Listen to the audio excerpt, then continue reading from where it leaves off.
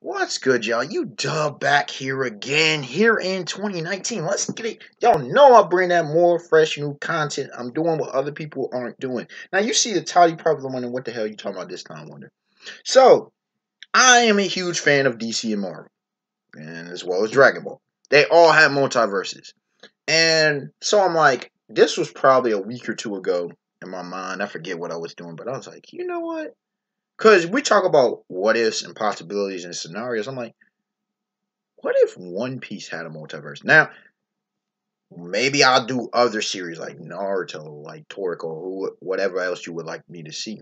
And let me know if you want me to talk about each of these individual Earths. And I say Earths in this video, Earths 1 through 20, because y'all know I can come up with way more Earths and discuss this. But I wanted to bring a concrete, more of a solid format to what I'm talking about. Instead of just doing a bunch of what if videos, what if this person, what if did this, what if that, put it to an earth. Because here's the thing about in multiverses, you can do it to where there are slight changes, especially with Marvel. Marvel will have it to where, what if, for example, the symbiote never left Spider-Man? Okay, what happened? I mean, and there's crazy things like there's the Marvel Zombieverse. In the case of DC, the old multiverse, you had to where there was the Golden Age characters in Earth 2. And then there was like the Thunder family, the Captain Marvel, now we call him Shazam, family in Earth 5, and there was an Earth X where you had the Freedom Fighters with like Uncle Sam and such. So you had that. What if World War II was, I believe, either still going on or they didn't win? Then now you have the New 52, and then you have a new multiverse showcasing where there's alterations in characters, gender bent in one world.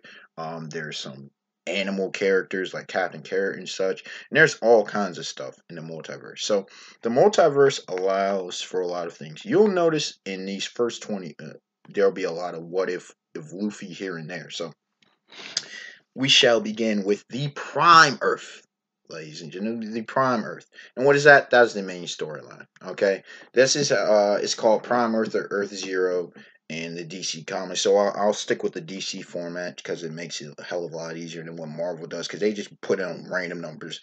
Earth 11 11 99 or some shit like that. It's crazy. But again, the Prime Earth is the story that we know, the story that Ichiro Oda has crafted for us. All right. Moving on to Earth 1. Numero uno. Luffy never gets the Gomu Gomu no Mi. Luffy never gets his devil fruit. He never eats that. Shanks, he never. Shanks may have been there, but he never stumbled upon it. What would have happened? Now I know a lot of people like this kind of thing. This just changes the entire thing. So Luffy has to learn to fight without the Gomu Gomu no Mi. We know he's a fighting genius. We know he's an absolute monster. That means that he would have to get stronger. That means also probably he would fight off Ace and Sabo better.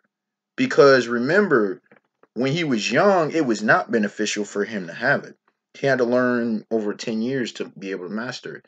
But that means that he's not going to do a lot of the wacky abilities. That means he's going to straight up throw these hands, throw these feet and stuff. You're going to see a lot of the same stuff, but he's not that. Also, we don't see the enhanced durability cycle, but we know he has insane durability. We know he has insane stamina. We also see someone like Zoro also have these abilities. What you would see is that you would see Luffy fight in a lot of different ways. We may see some swordsmanship from Luffy. We may see him use a gun. All right. We may see a lot of these things. People like, well, you get into Enel. He might not have had might not have survived. Here's the thing. My guess is that Luffy starts tapping into Haki way earlier. Way earlier. Okay? His fight against Buggy Clown, I think, honestly, him without, and I love him having the Gomu Gomu no Mi, don't get me wrong, twisted, but we know how creative he is. You understand the strategic plays he would do. You understand the manly kind of fights he would do. Luffy, without the reliance on his devil fruit, Hockey's blooming earlier. He's fighting some gruesome battles. Oda made him not have it so that he probably wouldn't do blood. If you've read Toriko, you know how bloody he can get. You know how Dragon Ball fight. I think Luffy comes into, and he's dropping bodies too. I think Luffy's dropping bodies. He's gaining hockey earlier. It's going to be straight up more of a pirate. It's going to be vicious. We're going to see a much darker Luffy without the Gama Gama no Mi. That devil fruit allows him to be a hell of a lot more lighthearted. But in this version, Luffy without devil fruit is scary. It is a scary proposition. Earth 2. Luffy never meets Kobe, thus he never meets Zoro. This is a massive change. You remember in the barrel in episode 4, chapter 1. Chapter 1, episode 4. Luffy gets lost, he meets Kobe. He never meets Kobe. Kobe's the reason he even heard about and went to meet Zoro. No Zoro. Think of how much the story changes without Zoro. Think about it. Luffy would still be doing his thing. He would still meet up with Nami. Nami and him would still probably battle. Um, you know, the buggy pirates and whatever. It would be very, very interesting to see how that would go. Um, I again, without Zoro, Zoro helps Luffy in so many ways. Zoro is that guy that provides wisdom, provides that ride or die. But no Zoro. Earlier on, I don't think you see as much of an effect. There's no effect with Mihawk. In the East Blue, I don't really see there much of effect. It's afterwards that's crazy. And the battles and whatever. Who else does he recruit? Do they stay in the East Blue longer? I don't know. Because of Sanji, Nami, Usopp, and Luffy. You take Zoro out of the picture, you got a much different story. And that can be explored at another time. Let me know if you want more on that Earth. Earth 3. Okay. Luffy is killed at Logtown by Buggy. Now, obviously, this changes the story. Any of these killing scenarios changes the story with Luffy. But what happens? Do the Straw Hats even continue? What happens to Zoro? Because remember, Zoro's like, don't get in my way. What happens to Zoro? Does Zoro go and kill Buggy? What happens there? What is Nami? Remember, Luffy was that dude. She just saved Nami. What happens to Nami? Does the crew disband? Do they stay together under Zoro's leadership? What happens? That is a very, very interesting proposition about what happens if Luffy would have died right there. Do they even escape Logtown? No dragon saving them? That changes the story inherently. Maybe they become a lot crueler of a crew and don't be as lighthearted as what they became. Earth 4. Luffy is killed by Sir Crocodile. Now take your pick if you want to say Nico Robin doesn't help Luffy, or if you want to say he kills Luffy the second time, he dries him out, into a husk. Even the third time, because Luffy nearly died 3 times. Regardless of that, he doesn't come off of Alabasta. Again, what happens to the crew? This one, I think it's more reasonable that they don't disband as opposed to on Logtown. Maybe in the memory of Luffy. He sacrificed it all. Nico Robin, does she join? Nico Robin probably doesn't join because remember, Zoro, who probably will be the acting captain, well, he was very skeptical. They all were, but he was very skeptical of having Robin join. So you probably never get Nico Robin. You probably have them continue on their journey in the memory of Luffy. Where they head from there, don't know. But you're probably going to have them sail more like a typical pirate crew. Also, that kind of thing, Sir Crocodile is still kicking on Alabasta. They don't save Alabasta. He doesn't get taken out of the Shichibukai. Whole different. It all the gears change. All the gears change in the world of One Piece. Earth 5.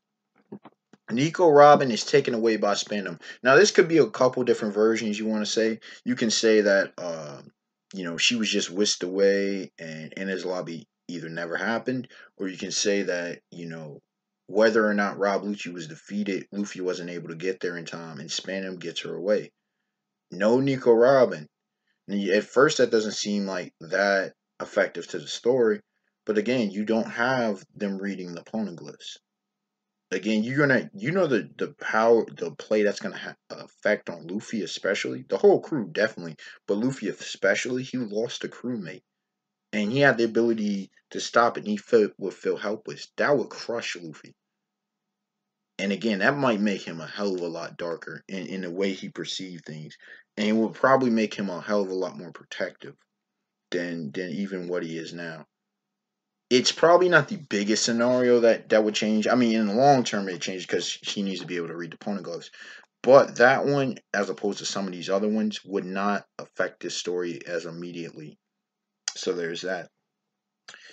Earth 6. Kuzan, former Admiral Aokiji Kuzan kills Luffy. Remember when he was looking to grab Nico Robin and he froze Luffy? They were able to go back and get him out. But instead of Luffy surviving, what if he was in there longer or they couldn't go back and get him? And Kuzan forced them to leave the island. That impact, the disheartening aspect about it, the loss of their captain, Nico Robin, the pain because of her.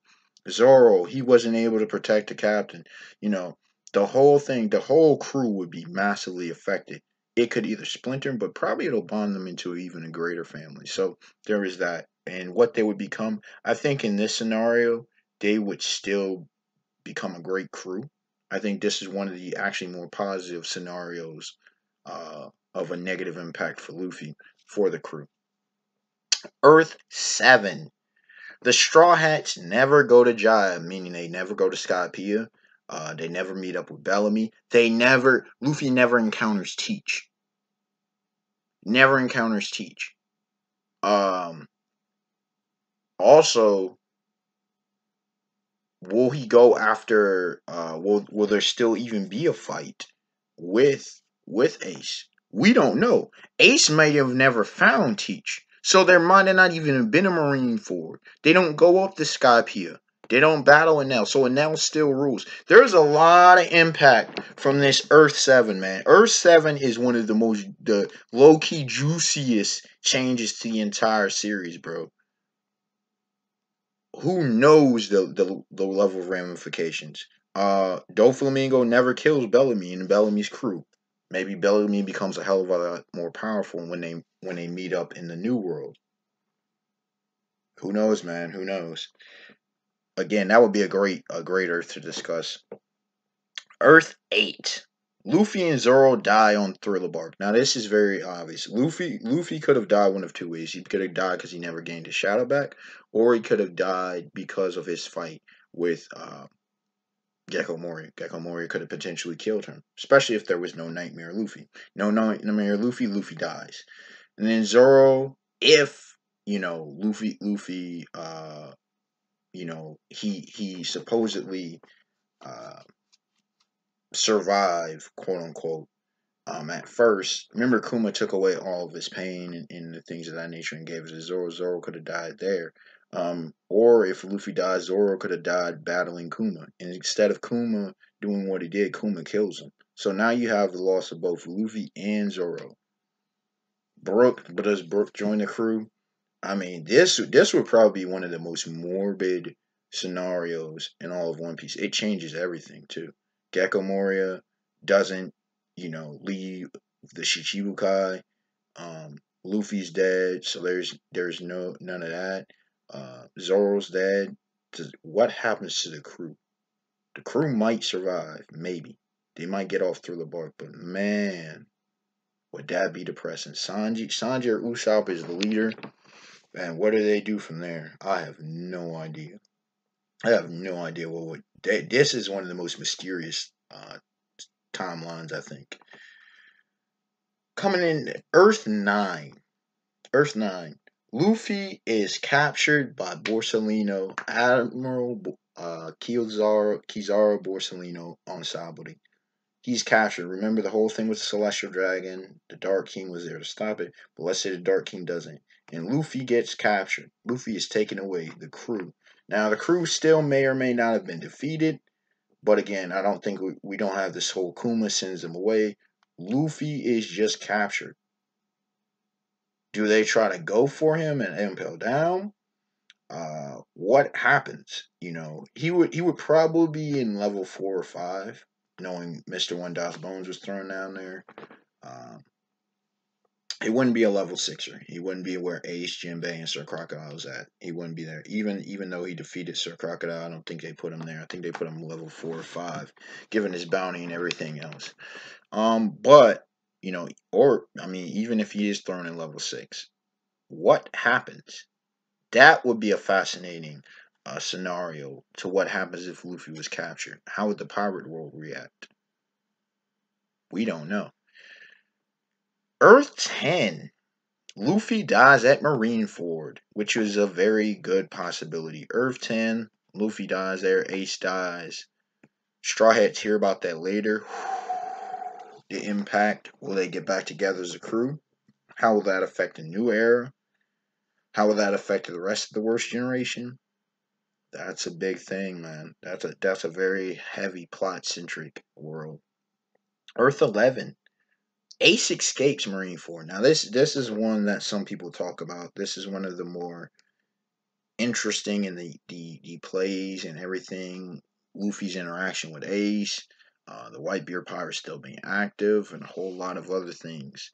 Uh, how the Yonko situation panned out, and a hell of a lot more. This is a very fascinating Earth story timeline to investigate.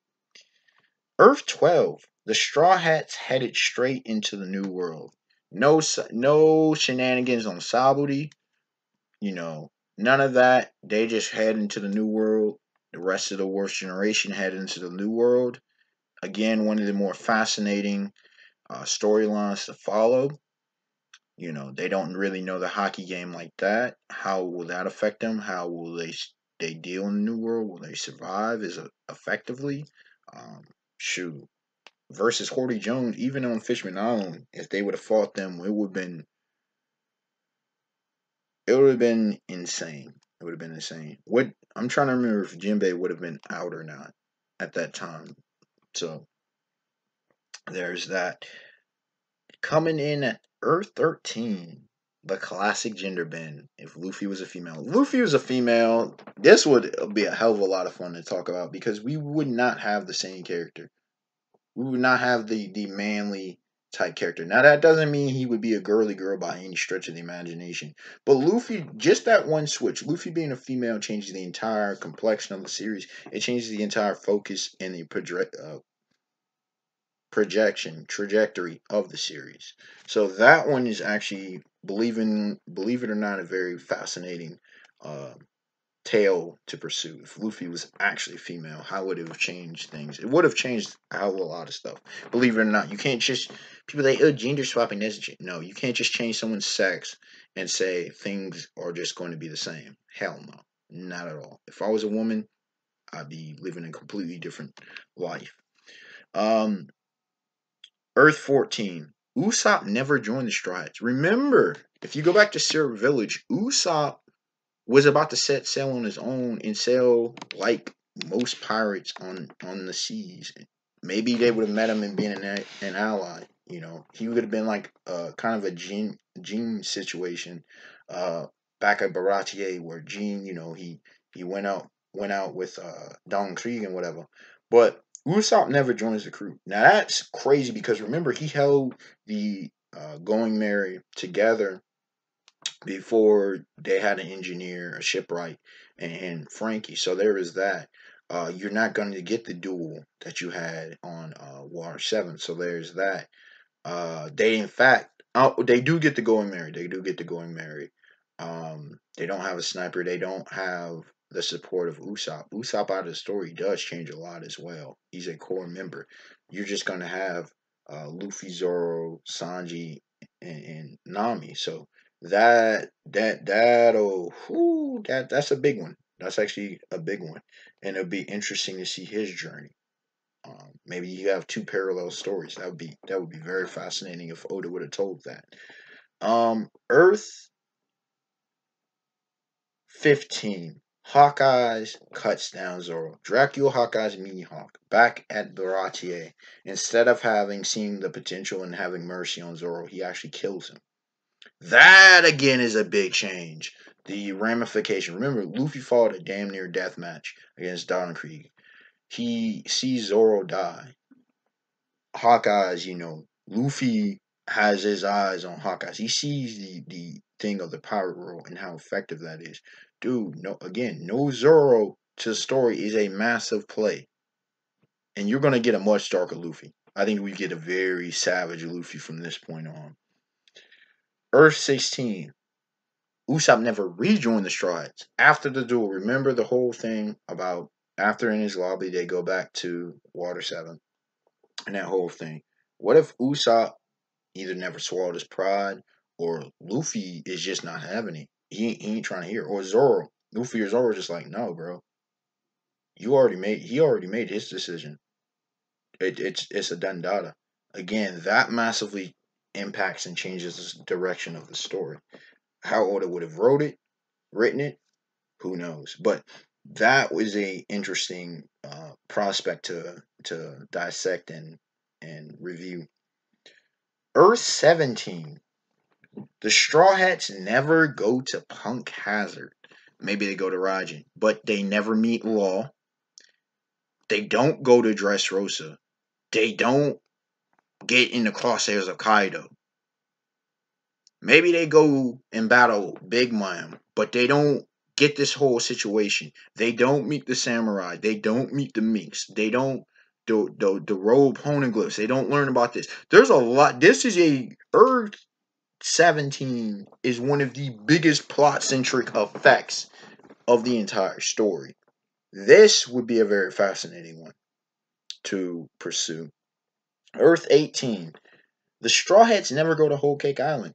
Luffy says, Sanji, you'll deal with it. Or he listens to Zoro and says, let Sanji deal with it. Or Luffy's like, look, bro, he made his decision.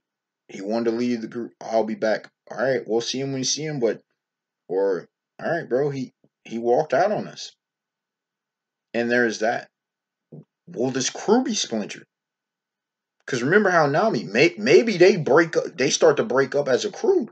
That decision, or they just go on to Wano. Number one, they don't get the whole thing of with Big Mom. Sanji's probably dead, so there's that. Germa's probably dead as well, so there's that. So what does Capone do? What does Jinbei do? This is an interesting proposition to effect. Luffy doesn't battle Katakuri. Luffy doesn't battle Lord Cracker. So,